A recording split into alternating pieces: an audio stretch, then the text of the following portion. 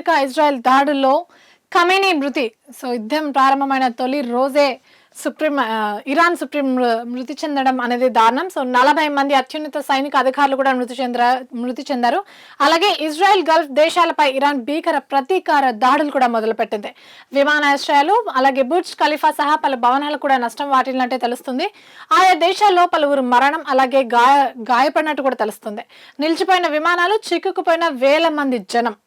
Iran దాడి చేసిన నౌకలో భారతీయులు కూడా ఉన్నట్టు గుర్తించారు అధికారులు. అమెరికా యుద్ధ నౌకపై క్షిపణులు పేల్చామన్న ఐఆర్జీసీ. ఖమేనీ వారసుడి ఎన్నిక నేడో రేపో జరిగే అవకాశాలు కూడా కనిపిస్తున్నాయి. హత్యపై ప్రపంచ వ్యాప్తంగా పలుచోట్ల నిరసనలు కూడా వెలువెత్తుతున్నాయి.